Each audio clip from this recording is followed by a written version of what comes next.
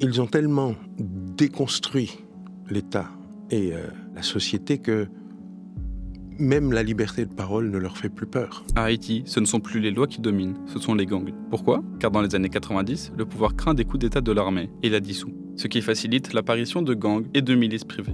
Depuis 2016, aucune élection n'a eu lieu. Le pays n'a plus de représentants élus. En 2021, le président, Jovenel Moïse, est assassiné à son domicile près de Port-au-Prince. Depuis, l'État s'est effondré. Les gangs contrôlent aujourd'hui plus de 85% de Port-au-Prince, la capitale d'Haïti. Ce n'est pas un conflit ethnique, ce n'est pas un conflit religieux, ce n'est pas un conflit social, ce n'est pas comme si ces gangs avaient des revendications de partage comme certains pourraient le croire. Ce ne sont pas des combattants de la liberté sur le modèle des guérillas latino-américaines des années 60.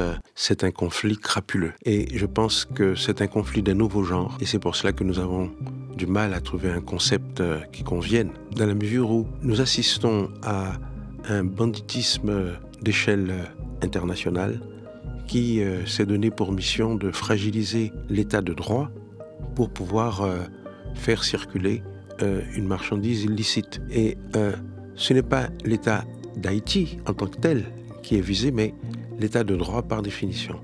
Et partout où il y a une douane, où il y a une justice, où il y a un contrôle qui pourrait gêner le trafic de stupéfiants, ces gens essayent de corrompre, de circonvenir, vous voyez, aux règles normales et, lorsque ce n'est pas possible, d'assassiner aussi.